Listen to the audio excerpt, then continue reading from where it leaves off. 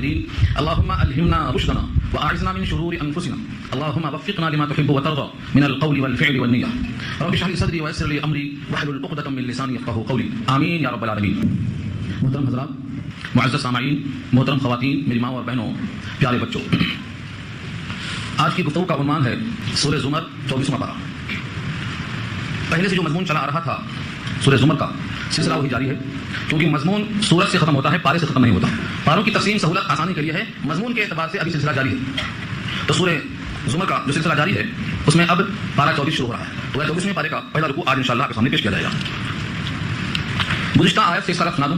ربط گزشتہ جو آیت میں مضمون چلا رہا تھا کہ بے شک تم سب قیامت کے دن اپنے رب کے پاس جھگڑا کرو گے. تختصمون سے اختصام اور خصم مانے فریق، سب کے سب اللہ کے سامنے کھڑے ہو کر بحث کریں گے اور اپنا اپنا حق طلب کریں گے. جس سلسلے میں بات پہلے آ چکی ہے کہ سب سے پہلا جو مقدمہ پیش کیا جائے گا وہ میاں بیوی کا جھگڑا ہوگا. ہر ایک نے ایک دوسرے کے ساتھ کیا سلوک کیا ہے، دونوں کے درمیان جو بڑی قربت ہے، یہ مقدمات اللہ کے پاس پیش کیے جائیں گے. ان جھگڑوں میں سے ایک جھگڑا یہ بھی ہوگا کہ کسی آدمی نے کسی کا حق دبا لیا اور کسی آدمی نے بہتوں کا حق دبا لیا. نیکیاں بہت لے کے آیا، نیکیوں کا پہاڑ لے کے آیا، لیکن بہت لوگوں نے اللہ سے مطالبہ کیا کہ اس نے ہمارا حق دبا لیا، ہم کو ملنا چاہیے. اور آپ کو معلوم ہے کہ اس دن درہم و دینار نہیں ہوگا، کوئی ریال اور ڈالر نہیں چلے گا، اس دن سکہ چلے گا ثواب کا. اللہ تعالیٰ اس وقت یہ فیصلہ فرمائیں گے کہ اس کی نیکیاں اس سے لے کر لوگوں کو تقسیم کر دی جائیں. حضرت ابو ہریرہ رضی اللہ عنہ روایت فرماتے ہیں، مسلم شریف کی روایت ہے، فرمایا نبی صلی اللہ علیہ وسلم نے بتاؤ کہ میری امت کا مفلس کون ہے؟ صحابہ نے کہا جس کے پاس درہم اور دینار نہ ہو مفلس ہے. فرمایا کہ میری امت کا مفلس وہ نہیں ہے جس کے پاس دینار نہ ہو، درہم نہ ہو، روپیہ اور سکے نہ ہو. میری امت کا مفلس وہ ہے کہ قیامت میں بہت سی نیکیاں لے کے آئے گا، بہت سارے اچھے اعمال لے کر آئے گا، نیکیوں کا پہاڑ لے کے آئے گا، لیکن لوگوں کے حق دبانے کی پاداش میں لوگ اس سے مطالبہ کریں گے. اور جب ان تمام کے حقوق ادا کرنے کے لیے اس کی نیکیوں کو اللہ دیتے چلے جائیں گے، نیکیاں ختم ہو جائیں گی، لائن باقی رہے گی، تو اللہ تعالیٰ ان کے گناہوں کو لیتے جائیں گے اور اس کے اوپر ڈالتے چلے جائیں گے. جتنی نیکیاں لے کے آیا تھا اتنے ہی گناہ کے پہاڑ سر پہ لگ گئے. اب ان گناہوں کے پہاڑ کو لے کر یہ جہنم میں جائے گا. اللہ کے حبیب فرماتے ہیں میری امت کا مفلس یہ شخص ہے. یہ جھگڑا بھی یہاں پیش کیا جائے گا، یہ بھی تقسیم میں آتا. لیکن جو اہل ایمان ہیں ان کی دلجوئی کے لیے بات عرض کرتا ہوں. علامہ قرطبی لکھتے ہیں کہ لوگوں کے تبادلے میں سب نیکیاں چلی جائیں گی، لیکن ایک نیکی ایسی ہے جو نہیں جائے گی. بتاؤ کون سی نیکی ہے؟ وہ نیکی ایمان کی نیکی. ایمان کو کسی کے بدلے میں نہیں دیا جائے گا، کیونکہ ایمان ایک ایسی شے ہے، اللہ نے صاف بیان کر دیا ہے، لیس للانسان الا ما سعى. اور صحیح ایمانی یہاں مراد ہے اپنے ایمان کی صحیح اپنے کام میں آئے گی، کسی دوسرے کا ایمان اپنے کام میں نہیں آئے گا. تو یہ شخص جہنم میں جانے کے باوجود اس ایمان کے طفیل میں دھلائی کے بعد پھر جنت میں آئے گا. تو یہ ایمان کا فائدہ ہے کہ ہر نیکی خطرے میں جا سکتی ہے، لیکن ایمان جو لے کر جائے گا وہ نیکی بہرحال رنگ لائے گی کہ بالآخر جنت سے فیضیاب ہوگا، ہمکنار ہوگا. اسی لیے اپنے ایمان کو مضبوط بناؤ، کیونکہ یہ ایسا عمل ہے جو کبھی ضائع نہیں ہوگا. یہ سب گزشتہ بحث میں آپ کے سامنے آ چکا ہے تختصم کے ضمن میں. اب یہاں سے پارہ شروع ہو رہا ہے فمن اظلم ممن كذب على الله وكذب بالصدق اذ جاء. بھلا بتاؤ تو کہ دنیا میں جتنے ظلم کرنے والے ہیں ان میں سب سے بڑا ظلم کس کا ہے؟ سب سے بڑا ظالم کون ہے؟ دنیا میں بہت سی اقسام ہیں ظلم کی، لیکن اللہ کی طرف سے یہ واضح ارشاد ہے کہ سب سے بڑا ظلم یہ ہے کہ جو اللہ پر جھوٹی بات منسوب کرے. فمن اظلم، پس کون ہے زیادہ ظالم، ممن، اس کے مقابل میں، كذب على الله، جو جھوٹ باندھے اللہ پر. اللہ کی بات نہیں ہے اور اللہ کی بات ہے، اللہ کی طرف منسوب کر دے، اللہ کی طرف جھوٹ کو لگا دے. اس سے بڑا ظالم اور کون ہو سکتا ہے؟ وكذب بالصدق، اور جھٹلا دے صدق کو. صدق سے مراد سچی بات، اور سچی بات سے مراد مفسرین کہتے ہیں قرآن کریم، کیونکہ قرآن کریم میں جو مضمون ہے اللہ خود فرماتے ہیں ومن اصدق من اللہ قیلا، اللہ سے زیادہ سچی بات کس کی ہو سکتی ہے؟ تو صدق کے معنی قرآن کریم کو جو جھٹلا دے. ایک ہے جھوٹ بولنا اور ایک ہے اچھی اور سچی چیز کو جھٹلا دینا. اللہ کی طرف جھوٹ کہنے کا مطلب جو بات اللہ کی نہیں ہے وہ اللہ کی طرف منسوب کر دے، اور جو بات اللہ کی طرف سچی آئی ہے بجائے اس کی تصدیق کرنے کی اس کی تکذیب کر دے، جھٹلا دے. یہ شخص اللہ کی نگاہ میں ظالم ہے، بہت بڑا ظالم ہے. اذا جب اس کے پاس آئے، جب تک نہیں آئی ہے تب تک شاید یہ عذر پیش کر سکتا ہے کہ یہ بات میرے پاس پہنچی نہیں، میں جانتا ہی نہیں. چنانچہ بہت سے لوگ علم کو حاصل نہیں کرتے ہیں اسی واسطے کہ نہ جانے گے نہ پوچھ ہوگی. لیکن یاد رکھو بقدر ضرورت علم حاصل کرنا فرض ہے. آپ تک نہیں علم آیا تو آپ کو علم تک جانا پڑے گا. اذا جب ان کے پاس علم آیا، سچی بات آئی، تو اللہ کی طرف جھوٹی بات کو منسوخ کر دیا اور اللہ کی سچی کتاب کی تکذیب کر دیا. اللہ کی طرف سے یہ وعید ہے الیس فی جہنم مثوی للکافرین. مثوا کے معنی ٹھکانہ، اور کافر کی جمع کافرین، انکار کرنے والے. اور آ کے معنی کیا؟ استفہام، سوال. الیس فی جہنم، کیا جہنم میں نہیں ہے ٹھکانہ کافروں کے لیے؟ یعنی ایسے لوگ جو اعلیٰ درجے کے مجرم ہیں، سب سے بڑے مجرم ہیں، کیا جہنم کا ٹھکانہ ان کے واسطے کافی نہیں ہے؟ یعنی ان کا ٹھکانہ جہنم ہے جو اللہ کی طرف بری بات کو منسوخ کرتے ہیں. بھولے بھالے انسانوں کو بھٹکانے کے لیے، ان کو حق سے الگ کرنے کے لیے، ان کے عقائد کو اس لیے گمراہ کرتے ہیں تاکہ ان کی دکان چلتی رہے. جو اپنے دنیا کو بنانے کے لیے لوگوں کی آخرت تباہ کرنے والے ہیں، یہ اللہ کی طرف غلط بات کو منسوخ کرنے والے ہیں اور کتاب اللہ کی تصدیق کے بجائے تکذیب کرنے والے ہیں. ان کا ٹھکانہ جہنم ہے. اس کے برخلاف والذی جاء بالصدق، اور وہ جو لایا ہے سچی بات. صدق سچی بات، اس سے مراد قرآن کریم. وصدق به، اور جس نے اس کی تصدیق کی. ایک ہے سچ کو لانے والا اور ایک ہے سچ کی تصدیق کرنے والا. ایک زمانہ تھا جب قرآن کریم کو اللہ نے نبی صلی اللہ علیہ وسلم پر نازل فرمایا تو اس زمین میں کوئی بھی آپ کی تصدیق کرنے والا نہیں تھا. تنہا تنہا آپ اس کتاب کے مصدق تھے. تنہا مردوں میں ابو بکر صدیق، عورتوں میں جناب خدیجہ کبریٰ رضی اللہ عنہا، اور بچوں میں حضرت علی. یہ تینوں سب سے پہلے ایمان لائے. سب سے پہلے یہ ہے صدقہ بھی کا مصداق، جنہوں نے ان کی تصدیق کی. اللہ کی کتاب نبی لائے اور ان لوگوں نے نبی کی تصدیق کی اور پھر آہستہ آہستہ یہ قافلہ بڑھتا رہا. اب قیامت تک جتنے تصدیق کرنے والے ہیں اس کتاب کی سب اس خوشخبری میں شامل ہونے والے ہیں. والذی جاء بالصدق، اور جو سچائی کو لایا اللہ نے جبریل کے توسط سے نبی کو بھیجا اور نبی صلی اللہ علیہ وسلم کی زبان سے سن کر صحابہ نے اخذ کر لیا اور ساری کائنات میں پھیلا دیا. تو جتنے لوگ قرآن کریم کو پہنچانے والے ہیں یہ سب کے سب اس کتاب کے پہنچانے والے کے ساتھ ساتھ شامل ہوں گے خوشخبری میں. اور جنہوں نے کتاب کی تصدیق کی وہ تصدیق کرنے والوں میں شامل ہوں گے. والذی جاء بالصدق، اور جو سچائی کو لے کر آیا وصدق به، اور جس نے اس کی تصدیق کی. اولئک هم المتقون، یہی لوگ ہیں پرہیزگار، یہی لوگ ہیں متقی، یہی لوگ ہیں اللہ سے ڈرنے والے. لہم ما یشاؤون، ان کے لیے ہے وہ جو چاہیں. کس کا انعام ہے یہ؟ دنیا والے جب انعام دیتے ہیں تو مقرر کرتے ہیں 10 لاکھ ملے گا، 5 لاکھ ملے گا، 2 کروڑ ملے گا. اللہ کا اعلان سنو، اللہ فرماتے ہیں لہم ما یشاؤون، ان کے لیے وہ ہے جو وہ چاہیں. کیونکہ چاہت کسی کی محدود نہیں، متعین نہیں. آپ کیا چاہیں گے وہ آپ کا ذوق بتاتا ہے. کسان چاہے گا ہم کسانی کریں گے، کھیتی چاہیے کھیتی ملے گی. شکاری چاہے گا ہم شکار کریں گے، شکار ملے گا. بہت سے لوگ شادی کر کے بچہ چاہتے ہیں، شادی کر کے بچہ ملے گا. اڑتا ہوا پرندہ ملے گا. اللہ نے متعین نہیں کیا کہ تمہیں یہ چیز ملے گی، فرمایا لہم ما یشاؤون، وہ جو چاہیں گے ملے گا. یہاں سے سوال کا جواب ملتا ہے عورتوں کے لیے بھی. عورتیں اکثر پوچھتے ہیں سورۃ الدار کی تفسیر میں کہ مولانا مردوں کو تو عورتیں ملیں گی، مردوں کو حوریں ملیں گی، آخر عورتوں کو کیا ملے گا؟ یہاں ہے جواب موجود. آپ کو کیا چاہیے؟ کیا چاہیے وہ ملے گا. اگر بکری کو پتہ چاہیے اور شیر کو گوشت چاہیے، دونوں کا انتظام کر دیا اللہ نے. اس لیے فرمایا لہم ما یشاؤون، وہ جو چاہیں گے ان کے واسطے موجود ہے. عند ربہم، ان کے رب کے پاس. ان کے رب کے پاس کوئی کمی نہیں ہے، وہ جو چاہیں گے ان کو ملے گا. یہ محدود لفظ میں کائنات کو سمجھ دیا اللہ نے، کیونکہ جتنے زمین میں چوپائے ہیں سب کے سب الگ ڈیزائن لیتے ہیں منفرد لہجے میں. اللہ نے ان تمام کے واسطے خوشخبری کا پیغام دے دیا ہے کہ جس کو جو پسند ہے سب ملے گا. اور اس حدیث میں جو کہا گیا ہے ہم نے متقی اور مومن بندوں کے لیے وہ انتظام کیا ہے جو کسی آنکھ نے دیکھا نہیں ہے اور کسی کان نے سنا نہیں ہے اور کسی کے دل میں خیال تک گزرا نہیں ہے. ہم نے وہ انتظام کیا ما لا عین رأت ولا اذن سمعت ولا خطر على قلب بشر، دل میں خیال تک نہیں گزرا، آنکھوں نے دیکھا نہیں ہے. تو ہم جتنا بھی چاہیں گے وہ کم چاہیں گے، جتنا تمنا کریں گے کم تمنا کریں گے جو انتظام ہے اس کے مقابلے میں. کیونکہ انتظام کس کا ہے؟ نزلا من غفور الرحیم. وہ دسترخوان اللہ کا ہے. غریب کا دسترخوان غربت کے لحاظ سے، شاہوں کا دسترخوان شہنشاہوں کے لحاظ سے. یہ تو حاکم الحاکمین ہے، سارے بادشاہوں کو پیدا کرنے والے، سب کو غذا فراہم کرنے والے. آپ کا دسترخوان آپ کی شان کے مطابق ہوگا، اس واسطے انسان سوچ نہیں سکتا. فرمایا لہم ما یشاؤون عند ربہم، ان کے لیے وہ تمام چیزیں ہیں جو وہ چاہیں گے اپنے رب کے پاس. ذالک جزاء المحسنین، یہ بدلہ ہے احسان کرنے والوں کا، یہ بدلہ ہے نیکوکاروں کا. محسن کی جمع محسنین، اور یہ بات آپ بارہا سن چکے ہیں. محسن کے معنی وہ بندہ جو درجہ احسان پر پہنچے. اور احسان ہماری اصطلاح میں یہ ہے کہ تم اللہ کی بندگی اس شان سے کرو کہ تم اللہ کو دیکھ رہے ہو. اور یہ نہیں ہو سکتا ہے تو کم سے کم اتنا ضرور سوچو کہ تم کو تمہارا رب دیکھ رہا ہے. اس شان سے بندگی کرنے والا محسن ہے، اس کی جمع محسنین ہے. ایسے بندوں کے واسطے یہ بدلہ رکھا اللہ ہے. کوئی سوچ سکتا ہے کہ ہم تو متقی ہیں، پرہیزگار ہیں، مومن ہیں، کتاب اللہ کو مانتے ہیں، لیکن ابھی تک دل میں ایسی کیفیت پیدا نہیں ہوئی ہے کہ ہم بندگی کریں تو اللہ کو دیکھ سکیں یا اللہ کے دیکھنے کا تصور کر سکیں. ہماری قوت ارادی، ہمارا عزم ابھی بڑا پھسپھسا ہے. تو کیا ہم کو یہ مقام نہیں ملے گا؟ تو درجہ احسان کی الگ الگ شکلیں ہیں. یہ محسنین ایک سب سے اعلیٰ درجہ ہے. اور درجہ احسان کی اور بھی چیزیں ملیں گی آپ کو. جیسے اللہ نے خود کہا احسن کما احسن اللہ الیک، اللہ نے آپ پہ احسان کیا ہے، آپ لوگوں پہ احسان کرو. یہ بھی احسان ہے، اس کو سلوک کرنا بولتے ہیں. احسان کرنا مطلب سلوک کرنا. تو جو حسن سلوک کے ساتھ رہے گا یعنی اللہ کے قانون کی پابندی کرے گا، اگر کہ اس درجے کو نہیں پہنچا ہے وہ بندہ بھی محروم نہیں ہوگا. لیکفر اللہ عنہم مسوء الذی عملوا، تاکہ اللہ دور کریں ان سے اس برائی کو جو انہوں نے کیا. برائی کو دور کرنے کا مطلب ایک انسان غلطی کرتا ہے، غلطی کرنے کے بعد وہ نام اعمال میں درج ہوتی ہے، لکھی جاتی ہے. اگر یہ توبہ نہیں کیا تو یہ غلطی باقی رہتی ہے.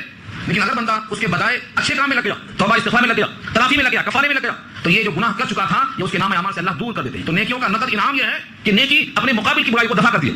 اللہ نے خود کہا ان الحسنات یذهبن السیئات، نیکیاں برائیوں کو دفع کرتی ہیں. تو یہ پہلا انعام ہے کہ جو بندہ درجہ احسان تک پہنچتا ہے اس کے برے اعمال جو کر چکے ہیں اللہ تعالیٰ اس کے نام اعمال سے دھل دیتے ہیں، دور کر دیتے ہیں. لیکفر اللہ عنہم، تاکہ دور کر دیں اللہ ان سے اسوأ الذی عملوا، ان برائیوں کو جو انہوں نے کیا. ویجزیہم اجرہم، اور بدلہ دیں ان کو ان کے بہترین کاموں پر. ویجزیہم اجرہم باحسن الذی کانوا یعملون، جو کیا کرتے تھے ان میں بہتر کاموں کا بہتر بدلہ ان کو عطا فرمائیں. بندے جو کام کرتے ہیں یہ سب کے سب عمدہ ہوتے ہیں، لیکن کچھ کام ان میں بہت عمدہ ہوتے ہیں جس کو ہم احسن کہتے ہیں. تو کبھی کبھی احسن حسن کے مقابلے میں استعمال ہوتا ہے اور کبھی کبھی مطلق استعمال ہوتا ہے. یعنی جتنے بھی کام عمدہ ہیں اللہ کو پسند ہیں ان تمام کاموں پر اللہ ان کو معاوضہ دیں گے، عوض عطا فرمائیں گے. یہاں تک کہ تن کا کسی نے اٹھایا ہے مسجد سے اور باہر پھینکا ہے تو اس تن کے پر بھی اجر ملے گا. خندہ پٹھانی سے ملاقات کیا ہے، ہنستے ہوئے مسکراتے ہوئے السلام علیکم کیا ہے، کتنا بھی چھوٹا عمل ہو اگر وہ سنت کے مطابق ہے اور اللہ کے حکم کے ماتحت ہے تو بندہ اس پر اجر کا مستحق ہے، بشرطے کہ اس پر ثواب کی نیت رکھ کے کرے. ثواب کی نیت رکھنا، ثواب کی امید پہ کام کرنا یہ بہت ضروری ہے. اس کے بعد ایک اہم جملہ ہے الیس اللہ بکاف عبدہ، کیا اللہ اپنے بندے کے واسطے کافی نہیں ہے؟ یہ کیوں سوال پیدا ہوا؟ کس نے پوچھا تھا؟ یہ جملہ نازل کیوں کیا رب کریم نے؟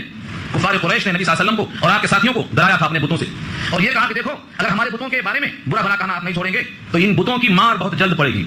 جیسے آپ ڈراتے ہیں نا، وہ فلاں چلہ ہے اس کو ہاتھ لگائیں گے تو ایسا ہو جائے گا، فلاں مقام فلاں استھان ہے وہاں آ جائیں گے تو وہاں ایسا ہو جائے گا. حیبت تاری، خوف دلاتے ہیں. ساری کائنات کے مشرکین اور وہم پرست اور جگہوں میں عقیدہ رکھنے والے یہ تمام کے تمام لوگ ڈراتے ہیں، خوف زدہ کرتے ہیں. یہ آیت آپ کی دلیل ہے کہ سید الانبیاء کو اور ساتھیوں کو ان کے کفار قریش نے کہا تھا دیکھو ہمارے بتوں کی آہ لگ جائے گی، ہمارے بتوں کا پاپ لگ جائے گا، ہمارے بتوں کا سراب لگ جائے گا، ہمارے بتوں کے خلاف بولیں گے تو تم کو نہیں چھوڑیں گے. وہ اللہ تعالیٰ کا بات آ رہی ہے، ہمارے بعض بتوں کی برائی تم کو ضرور پہنچے گی. یہ دھمکی دیا، یہ خوف دلایا. اللہ تعالیٰ نے اپنے نبی پر یہ کلام نازل فرمایا اور کتاب اللہ میں درج کر دیا تاکہ امت کے لوگ ہمیشہ یاد رکھیں کہ اللہ اپنے بندے کے واسطے کافی ہے، کسی غیر اللہ کی حاجت نہیں ہے. اور آپ یہاں ایک ہی بات سنتے جائیں، الیس اللہ بکافٍ عبدہ، کیا نہیں ہے اللہ کافی اپنے بندے کو؟ یہاں لفظ عبدہ سے مراد سید الانبیاء محمد مصطفیٰ صلی اللہ علیہ وسلم کی ذات ہے۔ اللہ اپنے بندے کو کافی نہیں ہے؟ یہ سوال ہے، استفہام ہے، اس کا مطلب کیا ہے؟ یقیناً اللہ اپنے بندے کے واسطے کافی ہے۔ ابن کثیر نے ایک قرأت اور نقل کی ہے، بجائے عبدہ کے عبادہ۔ ابن کثیر نے اس قرأت میں لفظ عبدہ کے بجائے یوں فرمایا، الیس اللہ بکافٍ عبادہ، کیا اللہ اپنے بندوں کو کافی نہیں ہے؟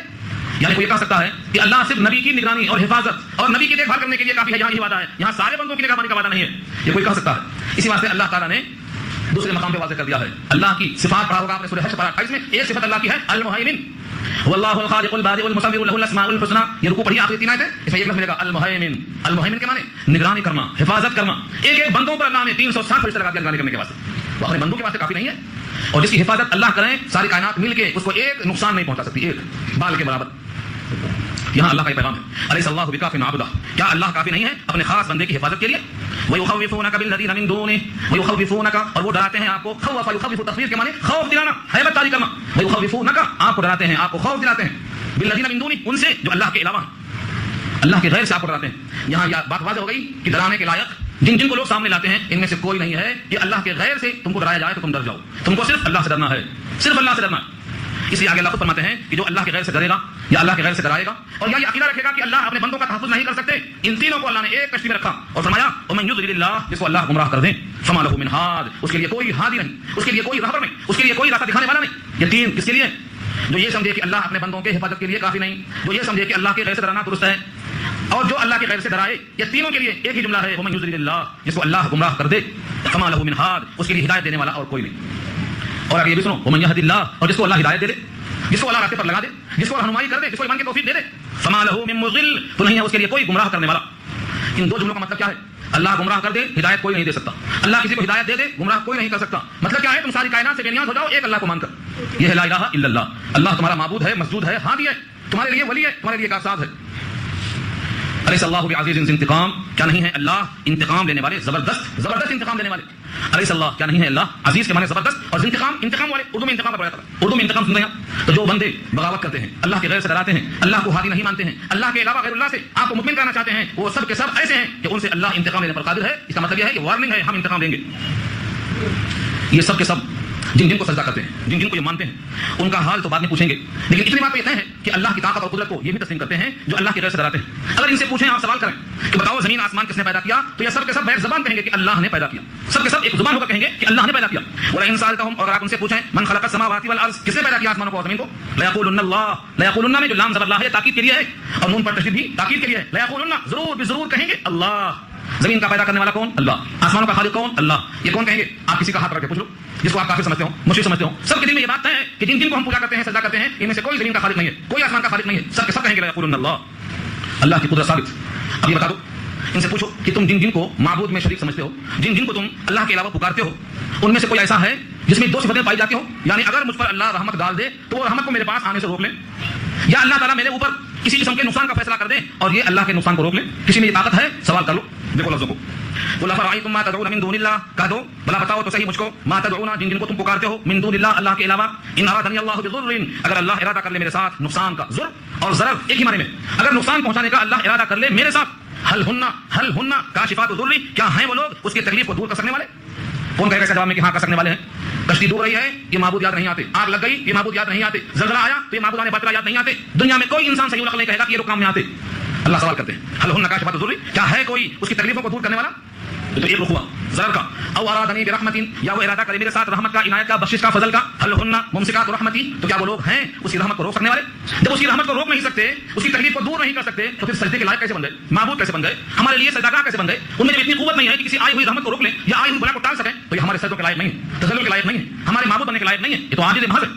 اور یہ ایسی دلیل ہے کہ ہر دنیا کا سجدہ کرنے والا ضرور مانے گا کہ ہماری آفتیں کو دور کرنے والا اور کوئی نہیں۔ اس بات کے بعد اللہ نے کہا قل، اے نبی آپ کہہ دیجئے حسبی اللہ، اللہ مجھ کو کافی ہے، قل حسبی اللہ، کہہ دو اللہ مجھ کو کافی ہے، یہاں صیغہ واحد ہے حسبی، مجھ کو کافی ہے، اور ایک مقام فرمایا حسبنا اللہ، ہم کو کافی ہے۔ اس کا مطلب کیا ہوا؟ جب وہ اللہ نبی کو کافی ہے، جب وہ اللہ صحابہ کو کافی ہے، جب وہ اللہ ساری کائنات کے لوگوں کو کافی کیوں نہیں ہے؟ اللہ تعالیٰ بندے کے لیے کافی ہے، یہ اللہ نے نبی سے کہلوایا، جو نبی پر ایمان رکھتے ہوں ان پر لازم ہے کہ اس کو محسوس کریں، قل حسبی اللہ، آپ بھی کہیے حسبی اللہ، اللہ مجھ کو کافی ہے، اللہ نے خود کہلوایا ہے، کہیے حسبی اللہ، اے نبی آپ کہیے مجھ کو اللہ کافی ہے۔ علیہ یتوکل المتوکلون، اسی پر بھروسہ کرتے ہیں بھروسہ کرنے والے. یعنی جب وہ کافی ہے تو پھر ناکافی کیوں سمجھتے ہیں ہم؟ اللہ کے ساتھ غیر اللہ کو شریک کیوں کرتے ہیں ہم؟ اس کو راضی کرنے کے ساتھ ساتھ غیر کو راضی کرنے کی فکر کیوں کرتے ہیں ہم؟ علیہ اسی پر توکل کرتے ہیں. المتوکلون بھروسہ کرنے والے. جن کو بھروسہ کرنا چاہیے کس پر کریں بھروسہ؟ اللہ پر، کیونکہ وہ اللہ ہمیں کافی ہے.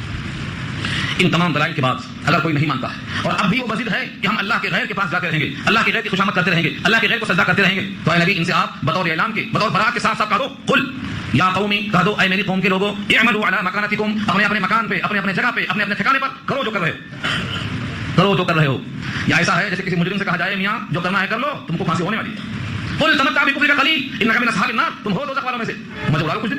تو یہاں بھی کروایا ہے اگر وہ نہیں مانتے ہیں تو آپ ان سے کہہ دیجیے قل یا قوم اعملوا، اے میری قوم کے لوگوں عمل کرتے چلے جاؤ علی مکانتکم، اپنے اپنے مکانات پر اپنے اپنے جگہوں پر جہاں جہاں کس موقع پہ ہو کرتے چلے جاؤ. انی عامل، میں بھی کر رہا ہوں، انی عامل، میں بھی عامل ہوں، عمل کر رہا ہوں. اللہ کو یاد کرتا ہوں، اللہ کو سجدے کرتا ہوں، اللہ کو کافی سمجھتا ہوں، اللہ کو رحمت دینے والا سمجھتا ہوں، اللہ کو مشکل کشا سمجھتا ہوں، اللہ کو تمام حلقوں میں کافی سمجھتا ہوں. تم اگر ناکافی سمجھتے ہو تم عمل کرتے جاؤ، میں اپنا عمل کرتا جاتا ہوں. فسوف تعلمون، ان قریب دیکھ لو گے، ان قریب جان لو گے، ان قریب معلوم ہو جائے گا.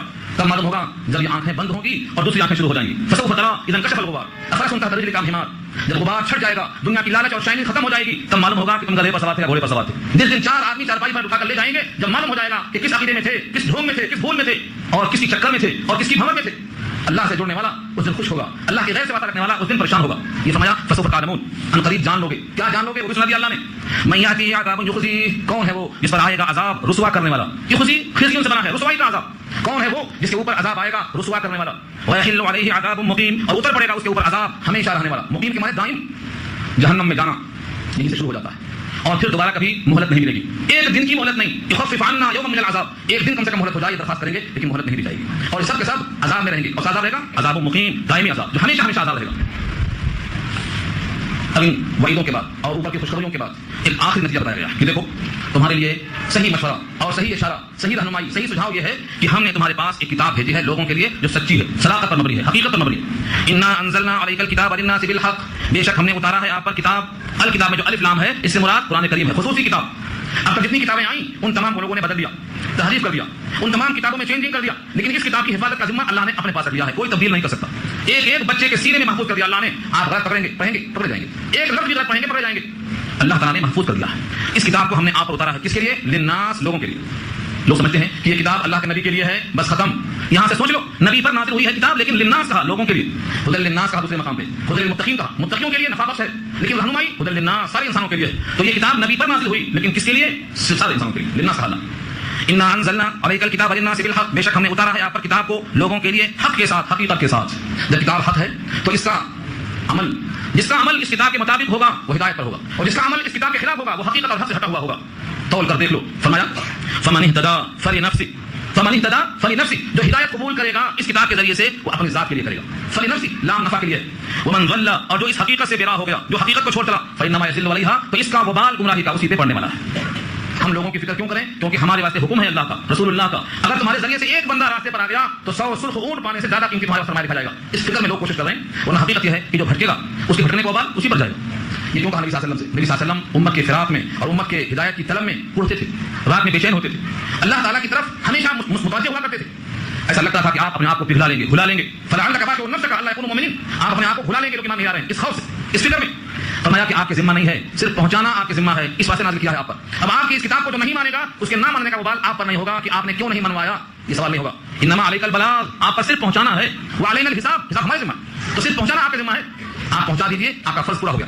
منوانا آپ کے ذمہ نہیں ہے. لست علیہم بمسیطر، آپ دروغہ نہیں ہے. اسی واسطے سن 10 ہجری میں آپ نے اپنی وفات سے چند مہینے پہلے لوگوں سے پوچھا، لوگوں میں نے پیغام پہنچا دیا؟ سب نے کہا ہاں پہنچا دیا. پہنچانے ہی پر گواہی طلب کر لیا آپ نے، بس پہنچانا ہی تبلیغ ہے، منوانا تبلیغ نہیں ہے. قرآن کریم کا پہنچانا کافی ہے. کوئی ضد کرتا ہے، کوئی اکڑ کے بیٹھا ہے، کوئی قرآن سننے سے منع کرنے والا ہے، اس کی مرضی ہے، اس کا وبال اس کو بھگتنا پڑے گا. یہ ہے فإنما يضل عليها، جو قرآن کریم سے بے راہ ہو کر چلے گا اس کا وبال اسی پر پڑے گا. وما انت علیہم بوکیل، اور آپ اس پر وکیل نہیں ہیں. وما انت، اور آپ نہیں ہیں، علیہم ان کے اوپر وکیل، کارساز. وکیل تو اردو میں استعمال ہے. وکیل کس کو کہتے ہیں؟ جب آدمی اپنا مقدمہ نہیں لڑ سکتا تو اپنا وکیل رکھتا ہے کہ میری بات کو تم پہنچاؤ، میری بات کو تم پہنچاؤ. یہ موکل ہے اور وہ وکیل ہے اللہ کے سامنے بحث کرنے کے لیے. اے نبی آپ ان کی طرف سے وکیل نہیں ہیں، آپ ان کے ذمہ دار نہیں ہیں، آپ ان کے کارساز نہیں ہیں. جو اللہ کی کتاب کو نہیں مانتا اس کے نہ ماننے کا وبال اسی پر ہے. آپ سے پوچھا جائے گا کہ اس نے کیوں نہیں مانا، آپ کی بات کو کیوں کر دیا، یہ سوال آپ سے نہیں کیا جائے گا. اسی لیے یہ قرآن کریم کا لفظ بڑا صریح ہے، وما انت علیہم بوکیل، اور آپ نہیں ہیں ان پر بطور ذمہ داری کے مسلط. آپ کے ذمہ کام نہیں ہے. کیا ہے آپ کا ذمہ؟ پہنچا دینا. نبی صلی اللہ علیہ وسلم نے اپنے کام کو پہنچایا، اپنی کتاب کو پہنچایا اور زندگی کے 23 سال میں مسلسل جس کام کو کیا ہے وہ یہ ہے کہ اللہ کے بندوں کو اللہ کی کتاب سے نزدیک کیا ہے. ذریعہ تبلیغ رسول اللہ کا کیا تھا؟ قرآن تھا. اور اس قرآن کو نبی صلی اللہ علیہ وسلم نے پیش کیا، سمجھایا. اللہ نے خود کتاب اللہ میں مثالیں دی تاکہ بندے قرآن سے قریب ہو کر اپنے صحیح مقصد کو پہچانے، راستے کو طے کر لیں. امت کا سب سے بڑا المیہ یہ ہے کہ امت کے بہت سے افراد قرآن کریم کو چھوڑ چکے ہیں اور یہ کہہ چکے ہیں کہ اتنی مشکل کتاب ہے کہ ہم اس کو نہیں پڑھ سکتے. یہ شیطان کا دھوکہ ہے.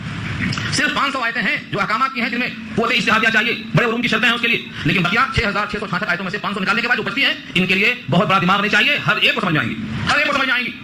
دنیا کے سکھوں کے لیے ہم عربی زبان کے علاوہ زبانیں سیکھتے ہیں، لیکن قرآن کے لیے، جنت کے لیے عربی زبان کو سیکھنے کا ہمیں وقت نہیں ملتا. یہ باعث شرم ہے، باعث افسوس ہے. جس نے ہمیں دل دیا، دماغ دیا، قوت قلبیہ دیا، اسی کی کتاب سمجھنے کے بعد ہمارے پاس وقت نہیں ہے اور دنیا میں چند سال جینے اور آرام کرنے کے لیے ہم دنیا کی زبان سیکھتے ہیں. یاد رکھو، جس دن یہ آنکھیں بند ہو جائیں گی، دوسری منزل شروع ہو جائے گی، اس وقت پھنسانے سے کام نہیں چلے گا. دنیا کی سب سے زیادہ اہم کتاب آپ کی نگاہ میں کتاب اللہ ہونا چاہیے. اس کتاب کے بغیر زندگی ناکام ہے.